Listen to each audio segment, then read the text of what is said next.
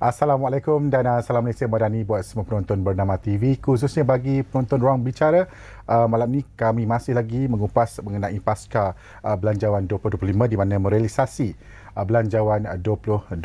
Dan kalau kita imbas kembali, tentunya isu yang memain peranan penting dalam Belanjawan 2025 ini adalah mengenai isu setiap kategori rakyat di Malaysia ini, sama ada B40, M40 ataupun T20 dan terbaru T15 yang masih belum lagi diklasifikasikan siapa yang layak diletakkan di T15. Dan pastinya juga pendekatan yang inklusif harus merupakan strategi utama diletakkan dalam Belanjawan 2025 dan tanpa mengira gender, kumpulan etnik maupun status sosioekonomi. Dan malam ini untuk membicarakan topik khusus yang kami akan bawakan, meningkatkan taraf isi rumah B40 ke arah masyarakat kondusif dan juga produktif.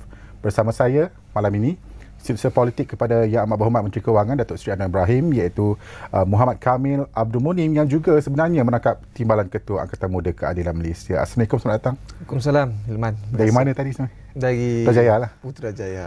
Okey. Jabat. Nampak muka letih macam ni. Tak ada. Memang macam ni. Memang macam ni. Okey, baik. Mukadimah perbincangan kita malam ni mungkin kami boleh kongsikan dengan topik yang kami pilih malam ni, meningkatkan taraf isi rumah B40 ke arah masyarakat kondusif dan produktif. Bahasanya agak tinggi di sini.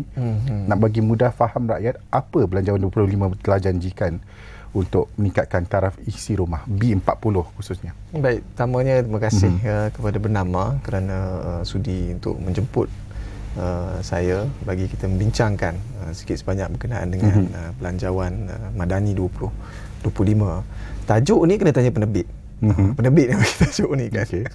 Tapi secara saya nak bermula dengan menyebut tentang bagaimana Belanjawan Madani 2025 ini dilihat sebagai kesinambungan kepada belanjawan yang kita telah bentangkan sebelum daripada ini. Dan sudah tentu kerangka ekonominya masih bersandarkan ataupun berlandaskan kerangka ekonomi madani yang berteraskan kepada tiga tonggak utama itu. Yang pertama disebut tentang meningkatkan siling ekonomi dan juga lantai pendapatan rakyat, dan juga penekanan tentang elemen tata kelola dan juga urus tadbir yang cekap dan juga berintegriti. Dan dalam kerangka ekonomi madani ini pun pada peringkat awalnya kita telah gariskan beberapa jangkaan dan juga sasaran kita dari sudut jangka masa pendek, sederhana dan jangka masa panjang. Dan fokus utama kita untuk jangka masa pendek dan sederhana ini ialah untuk memulihkan semula kedudukan fiskal kita. Bila kita bercakap tentang soal fiskal ini, dia membawa maksud bahawa kita harus melihat semula kepada perkara pokok, iaitu pendapatan kita dan juga berapa banyak yang kita belanjakan, termasuk tentang soal hutang, tanggungjawab dan juga liability yang lain yang terpaksa kita tanggung. Secara umumnya juga kita kena faham bahawa kerajaan pada hari ini mewarisi satu beban hutang yang besar, yang tinggi. Tetapi itu tidak menjadi satu batu penghalang untuk kita merangka belanjawan yang mana dapat kita kurangkan daripada sudut defisit fiskalnya itu, supaya kita nak pastikan kehadapan ini untuk tempoh masa yang lebih panjang itu negara dapat mampu bangkit semula dan memacu pertumbuhan ekonomi dengan baik dan juga meyakinkan. Jadi ini adalah hal-hal yang penting kerana kita bukan hanya bicara tentang soal kelompok tertentu, bicara tentang soal projek-projek yang besar ataupun bicara tentang soal teknologi yang sophisticated, hal-hal yang kita sebut tentang umpamanya dalam hari ini perkembangannya itu ialah keperluan ataupun permintaan yang tinggi dalam sektor dipanggil artificial intelligence ataupun tenaga hijau dan sebagainya, yang bunyinya sebenarnya kalau bagi masyarakat sebahagiannya itu melihat ini terlalu sophisticated. Tetapi ini semua adalah tarikan ekonomi pada waktu dan ketika ini. Jadi dalam keadaan itu dia menuntut pemimpin yang ada pada hari ini menggunakan kesempatan itu bagaimana kita dapat mengolah tarikan-tarikan baru ini dan menterjemah pelaburan-pelaburan dalam bidang-bidang ini untuk dirasai oleh semua kelompok. Tidak bermaksud bila kita bicara sebut tentang soal artificial intelligence hanya high-tech company saja yang beroleh manfaat daripada itu. Jangan kita lupa bahawa di sebalik artificial intelligence ini juga kita perlukan tenaga mahir umpamanya. Jadi disinggung juga dalam belanjawan ini peruntukan yang agak besar untuk kita memperbaiki, memperkemas dan mempertingkatkan lagi kualiti TVET umpamanya. Dan juga beberapa penekanan-penekanan yang lain. Jadi kerangka ekonomi ini secara keseluruhannya kalau kita dapat strukturkan dengan baik, diteliti semula satu demi satu, itu mampu untuk kita lakukan penjimatan dan alih wang yang dijimatkan itu kepada sektor-sektor ataupun segmen-segmen yang kita rasa perlu diberi perhatian yang lebih. Jadi ini termasuk bukan tidak hanya sekadar B40, kerana kalau kita hanya bicara tentang soal B40, pengkelasan mereka yang berada dalam B40, maka kelompok M40 pula dia pun akan bangkitkan hal yang sama. Dia kata apa yang kami dapat daripada belanjawan ini kalau tumpuan itu hanya diberikan kepada B40. Meskipun kita sedar bahawa kelompok ini dan mengikut kategori ini ialah kelompok yang kita memang kena bagi perhatian yang lebih memandangkan kita kena hapuskan jurang yang kita sebut sebagai kesenjangan itu, inequality itu. Kerana kalau ini kita tidak ambil tahu ataupun kita tidak peduli, tak bagi perhatian secara khusus, maka kita bimbang wujudnya kesenjangan yang lebih luas dan melebar seperti mana yang kita telah saksikan sebelum daripada ini. Dan komitmen kerajaan pada hari ini di bawah pentadbiran Yang Amat Berhormat Datuk Seri Anwar Ibrahim itu jelas bahawa kita nak mengangkat kualiti dan juga taraf hidup rakyat melalui pelbagai program dan juga inisiatif yang mungkin kita akan cerakinkan dengan lebih lanjut selepas daripada ini. Dan melihat apa yang Encik Kamil menyatakan tadi, kerangka-kerangka ini kalau diikuti memang berjalan lancar, cantik di atas kertas belanjawan 2025. Namun realitinya kalau kita lihat bila sesuatu belanjawan itu dibentangkan, rakyat akan tanya apa saya dapat setiap kategori kelompok masyarakat seperti kata Encik Kamil tadi. Jadi bagaimana kerajaan nak tangani isu cakap-cakap ataupun langkah ini harus diambil secara berani dan bersama juga harus mendengar suara di bawah, bukan saja B40, M40 juga terkesan. Jadi bagaimana kerajaan dalam sesama perlu menjelaskan kepada mereka ini? Saya fikir antara kekangan yang besar yang kita terpaksa hadapi dalam tempoh pentadbiran ini, salah satunya itu ialah daripada soal komunikasi ya. Kerana kalau kita lihat daripada sudut dasar yang kita rangka itu, khusus sebenarnya perhatian itu diberikan kepada kelompok yang disasarkan. Sebab itu bila Yang Amat Berhormat Perdana Menteri Datuk Seri Anwar Ibrahim kali pertama dilantik sebagai Perdana Menteri itu, antara inisiatif yang paling awal sekali ialah bercakap tentang soal bagaimana kita dapat membasmi kemiskinan tegar. Ini hardcore poverty ni, orang yang benar-benar berada dalam keadaan yang susah, nak beli makanan pun tak cukup duit, nak beli susu untuk anak pun tak lepas dan sebagainya, nak urus diri basically sukar bagi mereka. Dan kita berjaya laksanakan itu berdasarkan angka awal.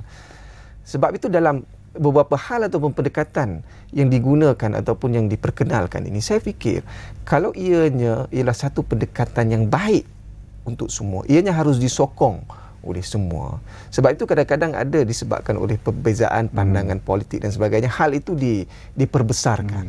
Dan kalau bicara tentang soal kita nak basmi kemiskinan tegar ini ialah perkara yang asas.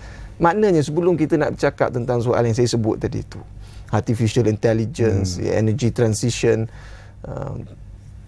tenaga solar ini dan sebagainya ni, green energy dan sebagainya. Sekarang ni ada blue economy lagi. Ya. Jadi kalau permasalahan akar ini kita tidak selesaikan, maka itu pembangunan di peringkat yang lebih atas itu dia tidak membawa apa-apa maksud. Sebab itu fokus kerajaan pada hari ini tidak lagi bercakap tentang soal projek mega.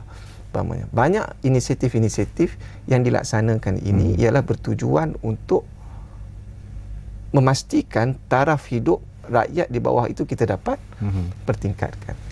Baik, apakah kerajaan ataupun negara kita ini berada pada landasan yang terbaik? Kalau mengikut data dan juga angkanya, ianya berada dalam keadaan yang lebih baik berbanding ataupun ketimbang waktu sebelum ini ataupun zaman ataupun tahun-tahun sebelumnya. Meskipun pada peringkat awal itu keadaannya itu banyak kecaman, umpamanya kritikan yang kadang-kadang itu tidak berpaksikan kepada realiti dan juga keadaan semasa. Tetapi alhamdulillah, syukur, hari ini kita lihat umpamanya data-data ekonomi itu menunjukkan ekonomi berada dalam keadaan yang baik. Yang terakhir ialah ringgit itu dilihat antara mata wang yang paling the most performing currency di pasaran, yang sebenarnya salah satu indikator ataupun petunjuk bahawa ekonomi negara itu berada dalam keadaan yang baik. Tapi sudah tentu ada beberapa faktor lain, termasuk penurunan kadar faedah di United States dan juga pasaran di United States itu. Tetapi tidak dinafikan juga bahawa keyakinan yang berjaya kita bawa ini kepada pelabur untuk terus datang melabur ke negara kita, dan kita mencatatkan umpamanya tahun lalu jumlah approved investment yang diluluskan itu, apapun pelaburan yang diluluskan itu ialah antara yang paling tinggi yang pernah dicatatkan. Jadi ini semua memberi good feel factor disebut kepada pelabur, dan juga selain daripada usaha kita untuk membanteras isu rasuah dan juga penyalahgunaan kuasa. Baik, daripada situ juga kita terpaksa menyusun semula keadaan ekonomi kita. Dasar-dasar pendekatan ekonomi sebelum ini yang dilihat, kalau kita teruskan dengan pendekatan ekonomi yang sedemikian, kita tidak mampu bertahan untuk jangka masa yang lebih panjang. Sebab itu dalam tempoh ini Yang Amat Berhormat Perdana Menteri terpaksa mengambil beberapa langkah yang dilihat sebenarnya tidak popular. Walaupun tidak popular, tetapi langkah ini ialah merupakan langkah yang bertanggungjawab. Baik, yang sibuk ataupun yang heboh diperkatakan sekarang ini ialah tentang soal penyasaran subsidi. Sebelum ni kita dah laksanakan penyasaran subsidi bahan api diesel, meskipun ada kekecohan sedikit pada peringkat awal, tetapi ternyata hari ini kita tengok hal itu sudah tidak berbangkit. Maknanya keadaan terkawal. Kita jangka umpamanya ada sedikit kenaikan daripada sudut inflasi pada ketika itu, dan alhamdulillah hari ini yang terakhir inflasi kita ialah pada tahap bulan 10 ni ialah 1.9%, berbanding 3 bulan sebelumnya itu pada tahap yang sama iaitu 2%, sedikit pengurangan daripada situ. Jadi ini kalau kita dapat perhalusi, perbaiki, kita lakukan penjimatan, penyusunan semula. Ini yang kita sebut selama hari ini berlaku tentang soal tiris dan bocor. Kan? Ini pemberian subsidi secara pukal ni, secara blanket ini. Kalau kita teruskan, maknanya kita tidak mengambil satu pendekatan ekonomi yang bertanggungjawab. Maksudnya subsidi itu yang sepatutnya diberikan kepada kelompok yang berhak untuk menerima subsidi itu diberi kepada mereka yang tak berhak untuk menerima subsidi. Itu juga adalah satu bentuk kezaliman yang kita kena hentikan. Jadi meskipun tidak popular, kita laksanakan juga. Berapa kita jimat? 4 bilion, 5 bilion ringgit. Kemudian daripada bahan api diesel, electricity, elektrik, subsidi elektrik, kita hadkan juga golongan yang betul-betul pendapatannya tinggi dan sebagainya, yang kita fikir tak patut diberikan subsidi, kita tarik dan kita lakukan juga penjimatan di situ lagi 4-5 bilion ringgit umpamanya.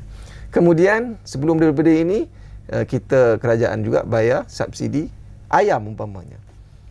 Tapi yang pelik subsidi ayam ni, bila kita tarik subsidi, harga ayam stabil. Harga ayam stabil, dan saya ingat dalam perayaan baru-baru ni, sebelum benda ni raya puasa ataupun hari raya Aidilfitri dan sebagainya, kita tak dengar tentang masalah putus bekalan ayam ataupun putus bekalan daging dalam keadaan subsidi ditarik daripada segmen ini. Jadi maknanya kalau kita ada iltizam dan juga tekad yang kuat, dan juga kita pastikan pengurusan ini dijalankan dengan baik, meskipun masih ada lagi beberapa tindakan dan juga laporan yang diberikan, tetapi setidak-tidaknya hari ini kerajaan berjaya tunjuk bahawa melalui langkah penjimatan, penstrukturan dan juga pengurusan serta tata kelola yang baik, kita mampu selamatkan sejumlah wang pembayar cukai yang besar, dan daripada itu kita boleh alihkan kepada hal-hal yang lain. Ini termasuk isu tentang basic infrastruktur di sekolah, prasarana asas di sekolah itu, tandas umpamanya, itu kita berjaya baik pulih. Dan selepas ini kita fokus pula kepada sekolah daif. Kemudian klinik daif. Kemudian prasarana dan juga infrastruktur asas di kawasan bandar dan juga tidak ketinggalan juga di kawasan desa. Dan ini yang berlaku.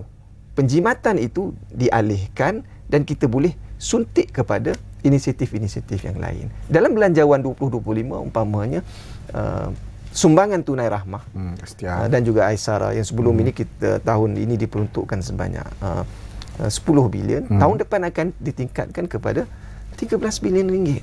Dan manfaat kepada rakyat itu telah diperluaskan lagi. Kita kena faham dalam keadaan sekarang ni umpamanya dari sudut kerangka pendapatan ataupun kedudukan kewangan negara kita. Ini kita bermula dengan asas cukai yang rendah. We are among the lowest in the region, tetapi memberi subsidi itu ialah yang tertinggi di Asia. Jadi ini yang sebenarnya sifir ini yang dilihat tidak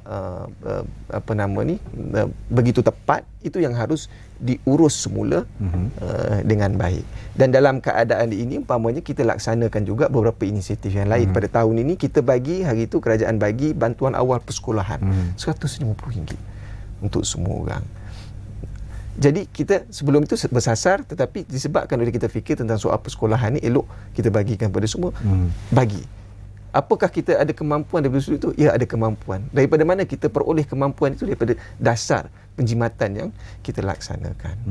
Kemudian peruntukan yang lain itu untuk perbaiki prasarana asas, perumahan awam, tandas sekolah tadi, dan juga kita ni juga kadang-kadang berhadapan dengan masalah bencana alam dan sebagainya. Itu pun sebahagiannya diperuntukkan untuk memperbaiki itu. Sebab itu kita tak boleh hanya berdasarkan kepada sentimen semata-mata. Baik.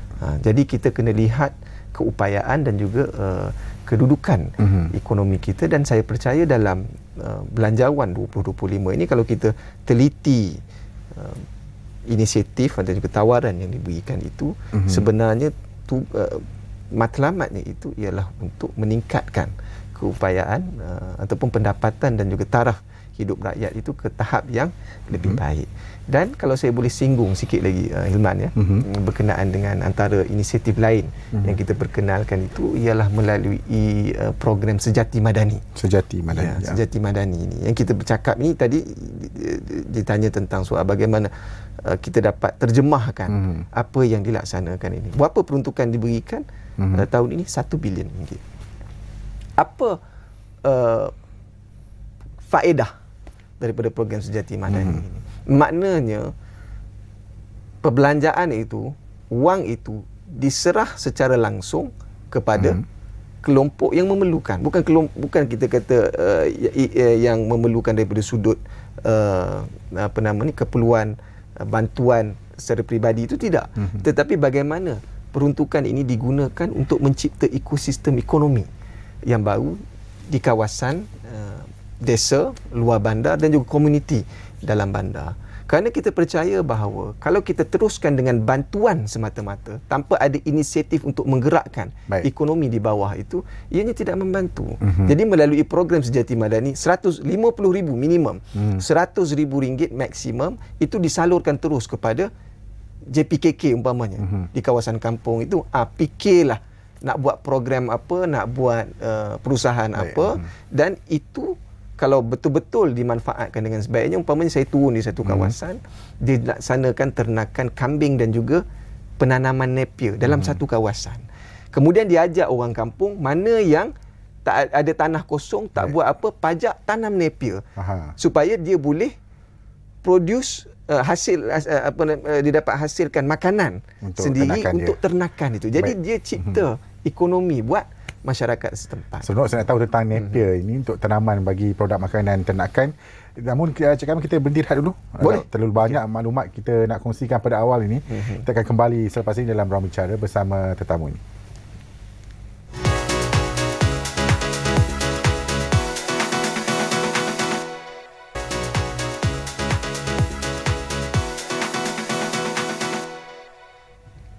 Bertemu kembali dalam Ruang Bicara bersama saya Hilman Jamil, ditemani oleh tetamu malam ini, Setiausaha Politik kepada Yang Amat Berhormat Menteri Keuangan Datuk Seri Anwar Ibrahim, dan beliau juga merupakan Timbalan Ketua Angkatan Muda Keadilan Malaysia Encik Muhammad Kamil Abdul Munim, membicarakan tentang pasca Belanjawan 2025, merealisasi Belanjawan 2025, meningkatkan taraf isi rumah B40 dan juga ke arah masyarakat kondusif dan produktif. Dan sebelum berhenti rehat tadi, banyak telah dikongsikan oleh Cik Muhammad Kamil mengenai segala kerangka dalam Belanjawan Madani 2025 yang pastinya bukan sahaja tertumpu kepada satu kelas-kelas masyarakat tertentu, bahkan melibatkan semua kelas masyarakat dan tidak ada masyarakat yang tertinggal mendapat manfaat daripada Belanjawan 2025. Baik, mungkinlah untuk blok kedua ni saya cuba ingin bawakan perbualan kita, perbincangan kita malam ini ke arah ke depan ni. Belanjawan 2025 yang telah pun dibentangkan Menteri Keuangan yang juga Perdana Menteri Datuk Seri Anwar Ibrahim tempoh hari telah menyatakan bahawa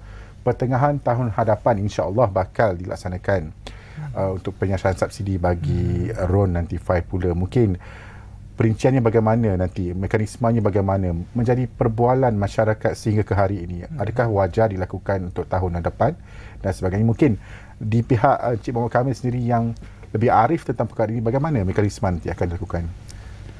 Baik, sebab itu di awal tadi saya sebut tentang keperluan kita untuk menstrukturkan semula ataupun melihat semula kedudukan fiskal kita. Maknanya seperti mana yang kita telah laksanakan sebelum daripada ini, iaitu penyasaran subsidi bahan api diesel, kita boleh jimat 4 ke 5 bilion ringgit, dan begitu jugalah kita jangkakan bahawa melalui penyasaran subsidi RON 95 ini kita dapat juga menjimatkan lagi perbelanjaan negara, dan tanpa mengenepikan keperluan rakyat. Kebanyakan yang disebutkan oleh Perdana Menteri itu sebanyak 85% itu masih lagi menikmati faedah yang sama. Dan dalam keadaan sekarang kita sedang meneliti semula T15, apa yang disebut sebagai T15 ini, apakah mereka ini sebenarnya dalam kategori yang bagaimana. Sebab kita tidak boleh lagi bersandarkan kepada kaedah dan juga pendekatan yang lama kerana keadaan berubah. Dan kita harus lihat perbelanjaan isi rumah itu secara keseluruhannya dan juga daripada pelbagai sudut pandang, multidimensi. Itu sebelum daripada ini kita pernah bicara umpamanya tentang soal multidimensional poverty, kemiskinan multidimensi, dan yang mana harus diukur tidak hanya sekadar berdasarkan kepada pendapatan semata-mata, tetapi keadaan semasa yang memerlukan pendedahan dan juga keperluan kepada kelompok ini, umpamanya kemiskinan daripada sudut digital ataupun sebelumnya ada disebut sebagai kemiskinan haid dan sebagainya itu, dan ianya harus dilihat daripada kerangka keseluruhannya. Baik, kenapa kita perlu lakukan juga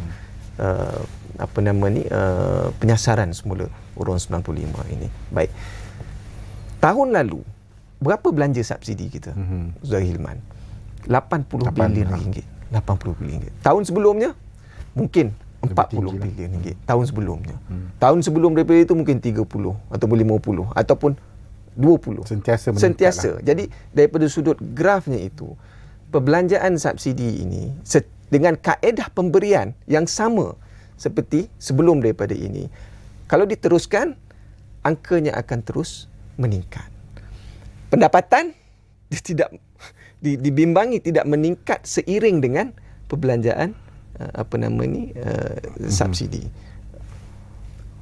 Industri berkembang, tetapi pendapatan itu dilihat seolah tidak sejajar daripada sudut perkembangannya itu. Sebab itu penstrukturan, selain kita bercakap tentang soal RON 95 ini tentang soal governance, tentang soal tata kelola ini. Jadi pengenalan berkenaan umpamanya tentang soal e-invoicing yang akan dikenakan oleh pihak LHDN itu juga ialah salah satu matlamatnya ialah untuk kita mengurangkan ketirisan. Maknanya syarikat buat untung dia kena bayar cukai sewajarnya untuk tampung keperluan negara. Jadi ini kita dapat perbaiki satu ni, jimat sikit kat sini, jimat sini, kutip sini, dan selaraskan semula pemberian diesel bahan api RON95 ni, dikumpulkan semua ini, jadi kita boleh jimat banyak. Jadi kalau kita teruskan pendekatan yang lama pada tahun ini, daripada 80 bilion, belanjanya mungkin mencecah 100 bilion ringgit. Apakah ini sesuatu yang produktif? Sudah tentu tidak. Ianya akan kelak menjadi beban kepada kita. Jadi harus diurus segera sebelum ia membarah. Dan it takes courage from the leadership untuk laksanakan ini. Jadi daripada sini, bagi kepada benar-benar yang layak, dan daripada penjimatan itu, kita boleh salurkan semula kepada sektor pendidikan, umpamanya, sektor kesihatan, prasarana asas. Kerana ini penting supaya kita ini tidak hanya terlalu seperti saya sebut tadi, asas percukaian yang antara yang terendah di rantau ini, kemudian daripada sudut pemberian subsidi itu yang paling tinggi. Ini tidak akan membantu ekonomi kita untuk jangka masa yang panjang. Apa jaminan yang diberi oleh kerajaan? Jaminannya ialah 85% sekarang ini. Mungkin selepas ini apabila di-revise daripada T15 itu mungkin jadi T10. Mungkin barangkali kita nak kena tengok perincian itu secara mendalam, mungkin jadi daripada 85 kepada 90%. Jadi kebajikan rakyat secara keseluruhan, iaitu kelompok yang benar-benar layak untuk menerima, itu akan terus menerima subsidi bahan api RON95. Kaedah, mekanisme itu sedang diperhalusi oleh Kementerian Keuangan, kerana kita nak pastikan bahawa apabila kita laksanakan sahaja pemberian ataupun subsidi bersasar ini, dia tidak mengakibatkan kekalutan dan juga keresahan daripada sudut proses dan juga operasinya kemudian. Dan dalam tempoh masa ini sesi libat urus giat dijalankan di peringkat Kementerian Keuangan, dan all the stakeholders, pemain-pemain industri, pengusaha, syarikat-syarikat minyak ini semuanya diajak duduk berunding sekali, dan kita cari kaedah yang betul-betul. Nak cari kaedah yang sempurna, Hilman, dalam dunia ni tidak ada yang sempurna, Hilman. Tidak ada yang sempurna. Tetapi seperti mana yang saya selalu sebut, bahawa apabila kita perkenalkan kaedah itu, sudah tentu ada hiccup pada peringkat awal, dan we try to mitigate and minimize the hiccup. Dan daripada situ juga sebenarnya kita akan timbul pengalaman dan memperbarui pendekatan dan juga mekanisme. Sama seperti penggunaan kita dengan teknologi mobile phone, smartphone, iPad dan sebagainya. Dari semasa ke semasa dia akan ada software upgrade. Kemas kini. Kerana sepanjang penggunaan user experience itu, dia berhadapan dengan beberapa permasalahan, dan kita analisa daripada situ, dan kita pertingkat dan perkemaskan lagi mekanisme dan juga pendekatan yang kelak akan ini dah bulan 11, menghampiri bulan 11. Berapa bulan saja lagi mungkin Cik Kamil sudah ada, ataupun tidak boleh disclose dia punya, masih lagi dekat perbincangan diperhalusi. Tapi bila sudah diumumkan itu, maksudnya secara asasnya ianya akan dilaksanakan. Sebab antara isu yang dibangkitkan sebelum daripada ini ialah pengumuman itu dibuat secara mengejut, jadi menimbulkan keresahan dan juga kebimbangan. Tetapi ada hujah lain, umpamanya yang dinyatakan kenapa pengumuman itu dibuat secara mengejut. Tetapi kali ini Yang Amat Berhormat Perdana Menteri secara jelas telah menyatakan bahawa akan dilaksanakan subsidi bersasar bahan api RON95 ini. Jadi kesemua rakyat itu hari ini berada dalam keadaan siap siaga. Baik. Kita puji dengan langkah Datuk Seri Anwar dengan segala penjimatan yang diperolehi sepanjang pentadbiran beliau, dan juga pelaburan masuk dari pelaburan asing juga yang cukup memberangsangkan setakat ini. Namun isu yang menjadi tular di media sosial ataupun di kalangan rakyat Malaysia adalah mengenai harga barang ini yang masih dikatakan tidak naik, tetapi hakikatnya relatif di bawah. Kalau mungkin Cik Kamil boleh berpandangan bagaimana harga barang ni kerajaan dapat kawal atau tidak, walaupun dengan segala penjimatan yang diberikan bersemula melalui segala inisiatif ini kepada rakyat, namun harga barang itu masih lagi tinggi, menyebabkan kos hidup masih tinggi. Ada beberapa harga barang itu yang kerajaan boleh kawal. Semua itu yang selebihnya itu ditentukan oleh industri dan juga pasaran. Tetapi seperti saya sebut di awal tadi, umpamanya dalam hal ayam umpamanya, harga itu dilihat agak terkawal. Kita tak nafi yang lain, dan bila dijangka diumumkan kenaikan ataupun penyasaran semula, dia bukan harga minyak naik, dia penyasaran semula bahan api RON 95 ini pun sama juga berlaku pada penyasaran bahan api diesel. Itu kita jangka akan ada sedikit inflasi, tetapi dia menuntut penguatkuasaan yang lebih agresif dan juga dengan lebih rapi, kerana banyak sektor, antaranya yang lori, yang hantar barang ini dan sebagainya, dia masih lagi menikmati kadar yang sama, tetapi ya mungkin ada sebahagiannya itu dia mengambil kesempatan dalam ketidaktentuan keadaan itu dengan menggunakan hujah penyasaran semula bahan api diesel ini sebagai punca kepada harga barang terpaksa dinaikkan. Dan sebenarnya kalau kita lihat agensi di bawah KPDN itu hari ini kerap menjalankan pemantauan kegiatan operasi dan sebagainya. Dan selain daripada itu, umpamanya dalam belanjawan 2025 ini RM1 bilion diperuntukkan kepada KPDN untuk terus melaksanakan inisiatif-inisiatif umpamanya seperti jualan rahmah dan juga kegiatan dan juga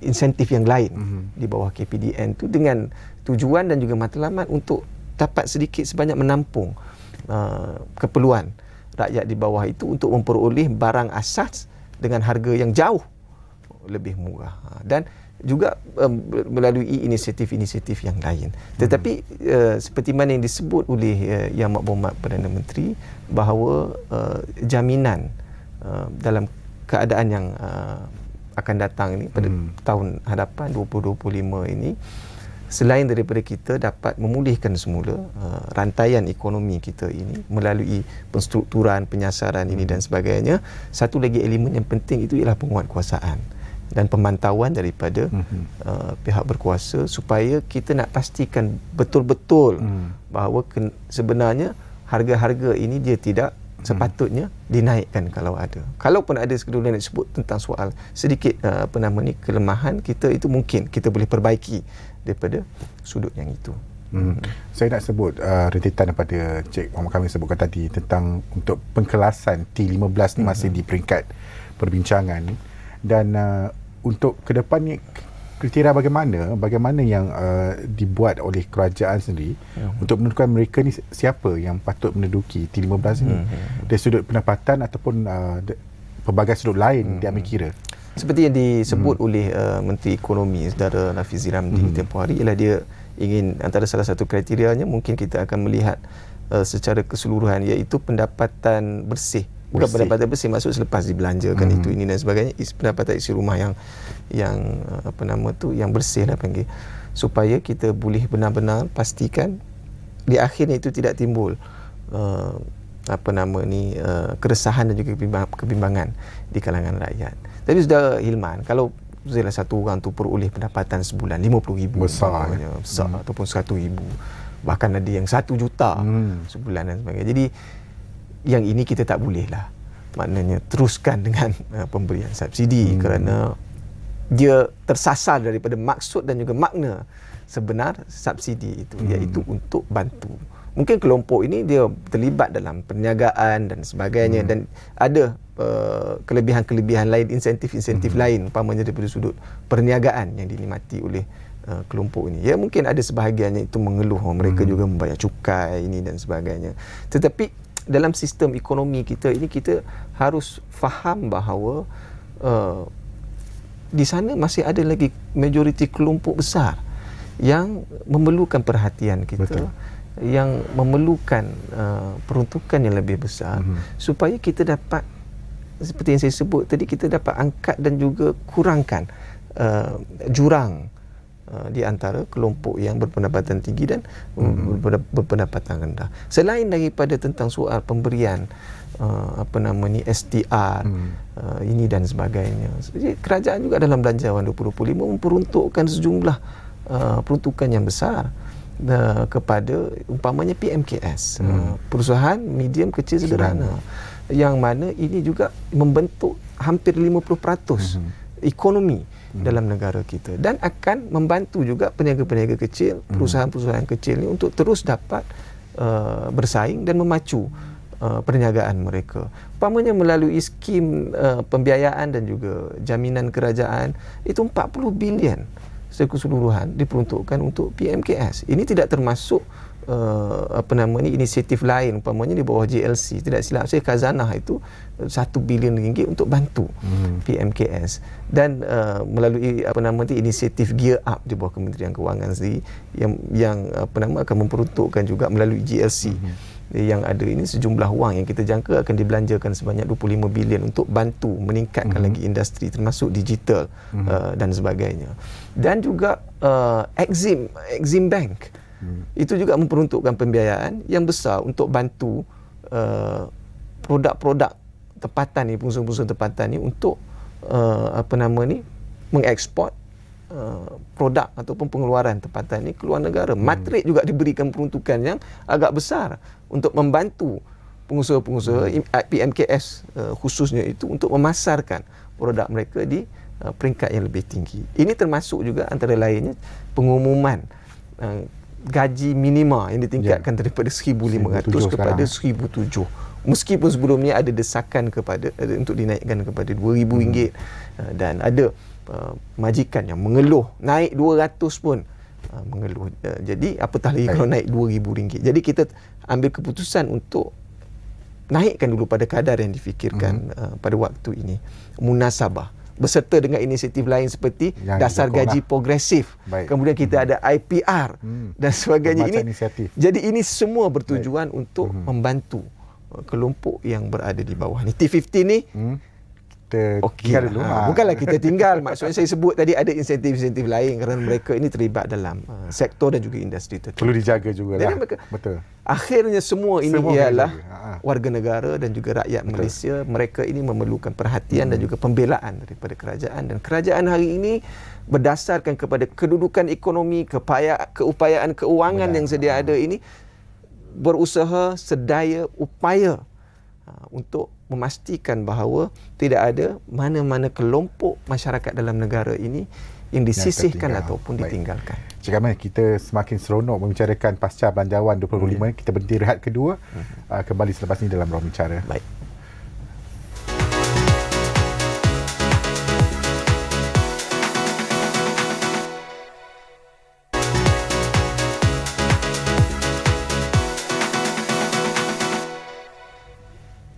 Bertemu kembali dalam Ruang Bicara bersama saya Hilman Jamil dan tetamu di studio Muhammad Kamil Abdul Munim, iaitu sesi politik kepada Yang Berhormat Menteri Kewangan yang membicarakan tentang malam ini mengenai pasca Belanjawan 25 secara rangkumannya. Semua aspek telah pun disentuh oleh Cik Muhammad Kamil. Mungkinlah untuk berbaki saya kira kurang 15 minit saja lagi, kita sering digembar-gemborkan ataupun diberi kenyataan bahawa pelaburan langsung asing yang dibawa ketika era Kerajaan Madani ini cukup membanggakan, dan kita percaya Datuk Seri Anwar membawa pelaburan berkenaan dengan harapan membantu rakyat di luar sana, khususnya bagi anak muda tempatan mendapat peluang pekerjaan dan sebagainya, khususnya dalam sektor E&E dan sebagainya, semikonduktor dan juga kecerdasan buatan ataupun AI.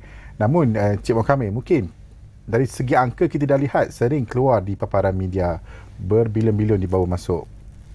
Dari segi fizikal yang kita nak melihat, bila agaknya pelaburan ini benar-benar dilaksanakan di Malaysia, memberi peluang pekerjaan kepada anak tempatan. Jadi bila kita sebut tentang soal yang pertama saya nak sentuh sikit, disebabkan oleh beberapa faktor kenapa kita dapat saksikan umpamanya banyak pelaburan-pelaburan daripada syarikat besar daripada luar negara yang sering disebut oleh Yang Berhormat Perdana Menteri itu, antaranya Infineon, Google, AWS, kemudian AWS, kemudian pelbagai lagi kan, Amazon. Dah boleh hafal. Dah boleh hafal lah semua sekali kan. Tetapi ini ialah pelaburan ini masuk kerana keyakinan mereka terhadap keupayaan kita, disebabkan oleh beberapa faktor. Umpamanya ialah kestabilan politik. Sebab itu kita sering menyebut bahawa dalam apa jua keadaan sekalipun, bertelingkah kita ini hebat bagaimana sekalipun, tetapi disebabkan oleh kita punya dasar yang jelas, kerangka ekonomi yang kukuh dan juga kestabilan politik yang baik, itu menyumbang kepada keyakinan para pelabur untuk melihat. Dan juga yang paling penting ialah apabila kita dengan lantang dan kuat melawan ataupun membasmi gejala rasuah dan juga penyalahgunaan kuasa ini, dan kecepatan kita dalam melaksanakan ataupun memberi kelulusan umpamanya dalam projek-projek besar ataupun yang projek-projek yang mendapat pelaburan daripada negara luar ini, itu yang sedikit sebanyak membantu kita untuk menarik pelaburan ini. Baik. Jadi pelaburan ini, ya betul, dari umumkan it is an approved investment. Approved Investment yang telah jumlah pelaburan yang telah diluluskan. Sekarang ini ialah tempoh untuk realizing the investment lah. Maksudnya kita nak terjemahkan itu dalam bentuk projek, dan ini sedang berjalan.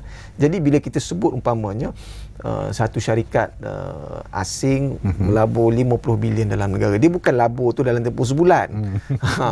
Dia nak cepat dia macam tu kan. Maksudnya hari dia umum labur, esok kita dah boleh dapat hasilnya. Tidak, dianya kena bangunkan dulu prasarana. Betul. Dia kena bangunkan kilang dia kena bawa masuk teknologi daripada luar ke sini. Jadi dia ada proses daripada situ, dan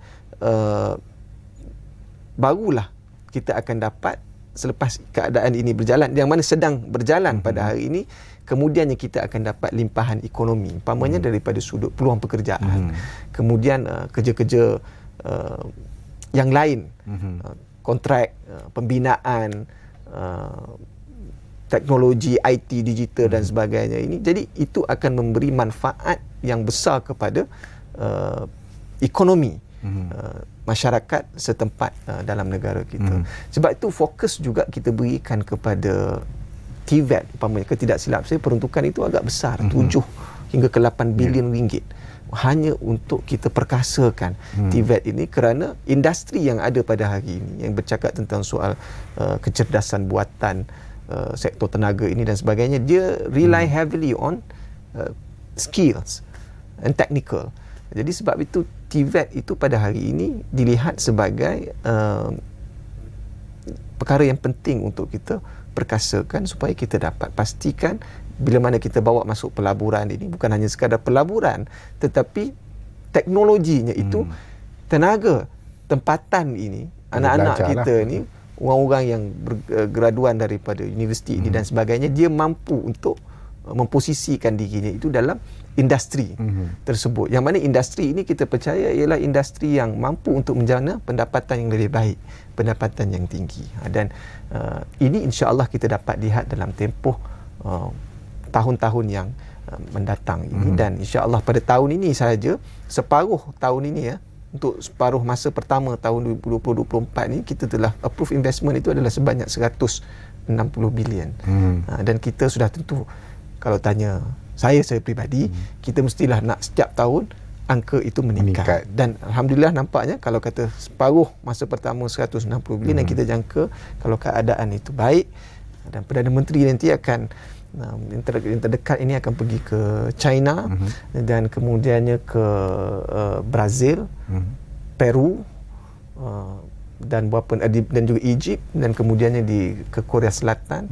Ini semua sebahagian daripada, selain daripada jemputan untuk menghadiri persidangan dunia, itu ialah misinya untuk membawa pulang pelaburan yang lebih besar untuk manfaat rakyat dan juga negara kita. Jadi ini sebenarnya apa yang sedang diusahakan oleh Yang Amat Berhormat Perdana Menteri. Saya berkesempatan untuk bersama dalam kunjungan, sama ada dalam negara dan luar negara, bertemu dengan pemain industri, captain of industry dan juga para pelabur.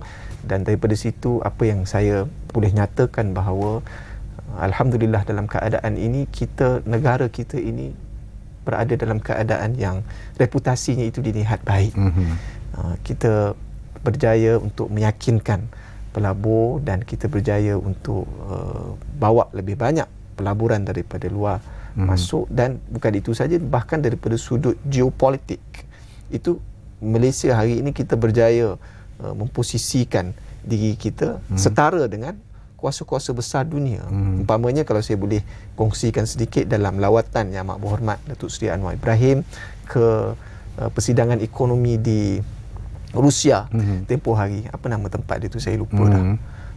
Bersama-sama dengan Presiden di Vladivostok, bersama dengan Presiden Rusia Vladimir Putin dan juga Menteri Luar China Wang Yi, dan kita tanpa segan silu menyatakan pendirian kita dengan jelas. Dan kalau saya ingat pada waktu itu kita menyatakan pendirian kita dengan jelas berkenaan dengan keganasan yang berlaku di Palestin, termasuk aggression yang berlaku di Ukraine secara tidak langsung, dan juga hak kita di Laut Cina Selatan. Maknanya dalam pentas antarabangsa yang sebegitu, Malaysia ni kalau nak dibandingkan dengan Rusia dan China, kita hanyalah sebuah negara yang kecil. Tetapi seperti mana peribahasa orang Melayu kita sebut kecil-kecil sili api. Dan ini kalau kita tak boleh laksanakan tanpa kita berjaya pastikan asas kita itu berada dalam keadaan yang kukuh. Betul. Fundamental kita itu berada dalam keadaan yang stabil. Dan apabila ini berlaku, barulah kita ada keyakinan yang besar untuk berada di pentas dunia dan menyatakan pendirian kita dengan jelas. Dan tidak ada kompromi dalam hal-hal yang melibatkan kepentingan rakyat dan juga kedaulatan dan juga keselamatan negara. Baik. Berbaki 5 minit sebenarnya Cik Kamil. Oh ya, ada lagi. Mungkinlah orang kata sebagai rumusan lah untuk perbincangan kita malam ini. Mungkin Cik Kamil harapan sendiri untuk belanjawan 2025 ini diterjemahkan, dapat dilaksanakan dengan seperti dirancang untuk 4 tahun akan datang ini? Ya, sudah tentu kita nak pastikan segala inisiatif dan juga rancangan yang telah digariskan di dalam saya ada bawa ini bukunya. Saya tengok tadi bukunya. Ini buku belanjawan, budget speech yang ada pada sinilah. Tapi dengan syarat ini belanjawan ini kita perlu luluskan di Parlimen. Dan saya tidak fikir bahawa kritikan saya nak sebut Saudara Hilman. Kritik tak ada masalah. Tapi membina lah dan kritikan itu haruslah kritikan yang membina. Maknanya gunakan ruang dan kesempatan ini. Kalau kita tidak bersetuju umpamanya dengan hal-hal yang digariskan dalam belanjawan ini, kita nyatakan pandangan kita. Apa cadangan kita in alternative. Kritik, okey kita kritik, kita tak setuju ini, kita rasa ini tak bagus apa semua ni. Jadi apa cadangan kita? Jangan maki. Dan jangan hina, dan jangan, itu drama di Parlimen biasa. Ya. Tapi saya fikir Saudara Hilman, kita nak bangunkan ekonomi ini, dia sepatut rentas parti ataupun rentas fahaman politik. Sikap itu telah ditunjukkan oleh Yang Amat Berhormat Perdana Menteri. Turun ke negeri-negeri yang tidak disebut kalau sudah sudut politik. Okey, saya istilah politik saya sentuh sikit. Maksudnya itu yang tidak sealiran di politik, tetapi turun bawa pelaburan, bahkan cadangkan kepada pelabur luar, laburlah di negeri-negeri ini. Kerana di sebalik pertelingkahan dan juga perselisihan di kalangan kita, akhirnya matlamat kita itu ialah untuk memajukan negara, memastikan kita dapat memacu pertumbuhan ekonomi dalam negara kita untuk kebaikan dan juga kesejahteraan rakyat. Jadi itu ialah teras dan juga akarnya. Jadi kalau kita boleh bersetuju dalam hal yang ini dan kemudian jadi pihak yang mengkritik dan membangkang secara konstruktif, alhamdulillah. Saya fikir kita dapat sama-sama memacu negara ini ke arah ekonomi dan juga urus tadbir yang lebih baik di masa yang bermakna kerajaan Mani terima apa jua pandangan ataupun cadangan. Ini negara demokrasi. Kita terima pandangan, kritikan yang terbaik itu, kritikan itu harus dihadirkan sekali bersama dengan cadangan yang membina. Baik, seronok saya dengar perbualan dengan Encik Muhammad Kamil ni tentang belanjawan pasca belanjawan 25, dan pastinya kita harapkan apa yang dirancang dalam belanjawan 25 dapat direalisasikan untuk tahun depan, dan setiap kelas masyarakat pastinya dapat manfaat daripada belanjawan 2025. Terima kasih saya ucapkan kepada Encik Muhammad Kamil Abdul Munim, Stafsir Politik, kepada Yang Amat Berhormat Menteri Keuangan yang juga Perdana Menteri Datuk Seri Anwar Ibrahim, dan juga merupakan Timbalan Ketua Angkatan Muda Keadilan Malaysia, atas perkongsian yang cukup bermanfaat dalam bahasa mudah disampaikan kepada penonton di luar sana yang mungkin masih lagi mengkaji belanjawan 2025 ni, apa yang mereka dapat dan tidak dapat dan sebagainya. Kita harapkan segalanya dapat diterjemahkan dalam bentuk yang memberi manfaat kepada masyarakat Malaysia umumnya. Baik, Sampai di sini saja ruang bicara malam ini. Jumpa lagi dalam episod akan datang. Saya Irman Jamil mengundur diri. Assalamualaikum.